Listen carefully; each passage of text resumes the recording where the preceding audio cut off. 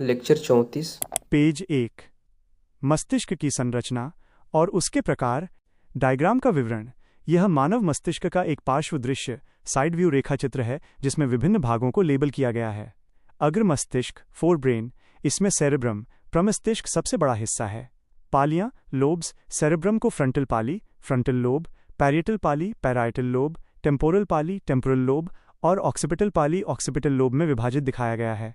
अन्य महत्वपूर्ण बिंदु, इसमें घ्राण बिंदु ओल्फैक्टरी बल्ब, हाइपोथैलेमस थैलेमस और पिट्यूटरी ग्रंथि की स्थिति दर्शाई गई है। मध्य मस्तिष्क मिड ब्रेन, यह अग्र और पश्च मस्तिष्क के बीच स्थित है।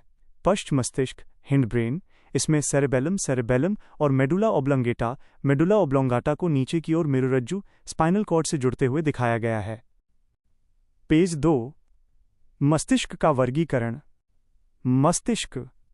1 अग्र मस्तिष्क, 1 cerebrum, 2 thalamus, 3 hypothalamus, 4 limbic system limbic तंत्र, 2 मध्य मस्तिष्क, 1 सेरेब्रल पेंड्रिक्स, 2 कार्पोरा क्वाड्रिजेमिना, 3 पश्च मस्तिष्क, 1 cerebellum, 2 medulla oblongata, 3 pons, cerebrum प्रमस्तिष्क माइनस सेरिब्रम। यह मस्तिष्क की एक गुंबदाकार संरचना है जो कि पूरे मस्तिष्क का सबसे बड़ा भाग है, 2/3 भाग। ये 2 भागों में विभाजित होता है, दाहिना एवं बायां सेरेब्रम। पेज 3। डायग्राम का विवरण। ये सेरेब्रम के 2 गोलार्धों हेमिस्फीयर्स का एक सरल रेखा चित्र है जो शरीर के विपरीत हिस्सों के नियंत्रण को दर्शाता है। दाहिना भाग बायां शरीर का नियंत्रण करता है, बायां भाग दाहिने शरीर का नियंत्रण करता है। सेरेब्रम का कार्य: 1 मेमोरी या याददाश्त, 2 नवाचार, 3 पेशीय संतुलन, 4 संवेदना संबंधी क्षमताएं, 5 भावना, 6 बातचीत करने की क्षमता। नोट: संपूर्ण सेरेब्रम में कुल 4 प्रकार के लोब या पालियां पाई जाती हैं। 1 फ्रंटल पाली फ्रंटल लोब, यह पेशीय संतुलन करता है, स्वस्थ बातचीत करने में क्षमता प्रदान करता है। पेज 4। मेमोरी या याददाश्त, संवेदन क्षमताएं, अच्छे विचार और प्लान। 2 पैरिएटल पाली पैराइटल लोब, यह संवेदी क्षमताओं का विकास करती है। यह टेस्ट और टच संवेदना प्रदान करती है, अर्थात जिह्वा और त्वचा की संवेदना। 3 टेम्पोरल पाली टेम्पोरल लोब, ये भी संवेदना के लिए जिम्मेदार है। 1 सुनने की संवेदना अर्थात कान, 2 सूंघने की संवेदना अर्थात नाक, 4 ऑक्सिपिटल पाली ऑक्सिपिटल लोब, ये देखने की संवेदना के लिए जिम्मेदार है। पेज 5। थैलेमस, यह भी अग्र मस्तिष्क का हिस्सा है और संवेदी क्षमताओं का विकास करता है। नोट: गंध संवेदना को छोड़कर सभी, अर्थात जिह्वा त्वचा कान और आंख। थैलेमस दाब और तापमान के लिए जिम्मेदार होता है। थैलेमस को रिले सेंटर प्रसारण केंद्र कहा जाता है क्योंकि ये संवेदी जानकारियों को मस्तिष्क के कॉर्टेक्स तक भेजता है। थैलेमस बढ़ता, निद्रा, जागरूकता, चेतना व सतर्कता के लिए जिम्मेदार होता है। हाइपोथैलेमस, यह भी अग्र मस्तिष्क का भाग है जो कि ग्रंथिनुमा संरचना में होता है। इसके ठीक बगल पिट्यूटरी ग्रंथि पाई जाती है। प्रमुख कार्य: 1 हाइपोथैलेमस पिट्यूटरी ग्रंथि पर नियंत्रण करता है और पिट्यूटरी ग्रंथि अन्य सभी अंतःस्रावी ग्रंथियों पर नियंत्रण करती है। पेज 6। 2 ये होम्योस्टेसिस कार्यों पर नियंत्रण करता है, फिजिकल एंड केमिकल एक्टिविटी। 3 जल संतुलन बनाना तथा शारीरिक तापमान पर नियंत्रण करना। 4 भूख व प्यास पर नियंत्रण। 5 थकान व आराम की स्थिति पर नियंत्रण। 6 प्यार व घृणा पर नियंत्रण। 7 सेक्स या लिबिडो पर नियंत्रण। 8 दैनिक दिनचर्या पर नियंत्रण, समय पर सोना और समय पर जगना। 9 भावनात्मक नियंत्रण। 10 बेहतर निद्रा और रक्तदाब एवं पसीने पर नियंत्रण।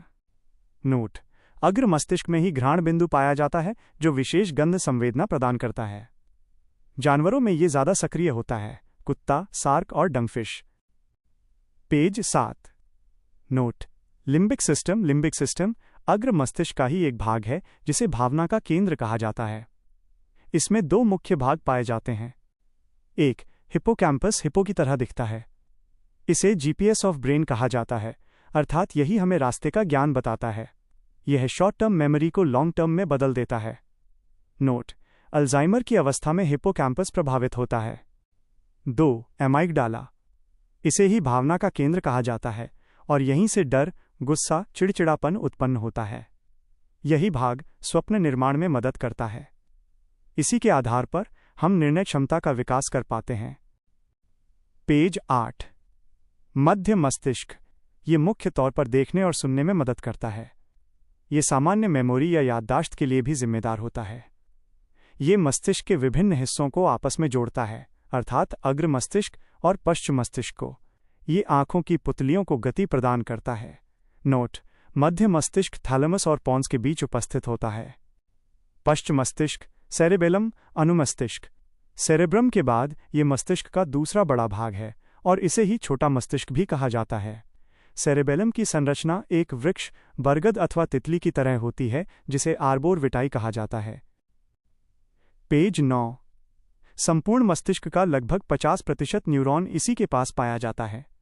प्रमुख कार्य: एक, ये हमारी पेशीय संतुलन और शारीरिक संतुलन के लिए जिम्मेदार होता है, अर्थात यह अंतःकरण के साथ मिलकर ऐसा करता है जैसे माइनस नृत्य के दौरान अलग भाव भंगिमा दिखाना, सर्कस में करतब दिखाना, पैदल चलना, सीधे खड़े होना तथा व्यायाम करना आदि। नोट: शराब के नशे के कारण सेरेबेलम प्रभावित हो जाता है और वह व्यक्ति नियंत्रण खो बैठता है। पेशीय नियंत्रण, भाषा, भावना नियंत्रण को खोना। 2. सेरेबेलम सीखने का केंद्र होता है, जैसे नई कलाएं सीखना, अध्ययन तथा कार ड्राइविंग आदि। पेज 10। Medulla oblongata. ये पश्च मस्तिष्क का दूसरा भाग है और इसी के बाद से मेरुरज्जु की शुरुआत होती है, अर्थात पॉन्स और मेरुरज्जु के बीच उपस्थित होता है। कार्य: एक, अनैच्छिक गतिविधियों पर नियंत्रण करता है, जैसे श्वसन कार्य, हृदय की धड़कन, पाचन व्यवस्था, किडनी की कार्यप्रणाली, मूत्राशय, बड़ी आंत, गर्भाशय, हिचकी, पलकें झपकना, वॉमिटिंग, उल्टी आना। नोट: जब कभी कोई व्यक्ति कोमा में चला जाता है तो मेडुला ऑब्लांगेटा के सारे कार्य मेरुरज्जु के पास चले जाते हैं। पॉन्स: यह पश्च मस्तिष्क का अंतिम भाग है जो कि मस्तिष्क के सभी भागों से संपर्क रखता है। यह श्वसन, रिदम या श्वसन की लय को नियंत्रित करता है। यह हमारे सोने या जगने की लय को नियंत्रित करता है। यह भी स्वप्न निर्माण में मदद करता है।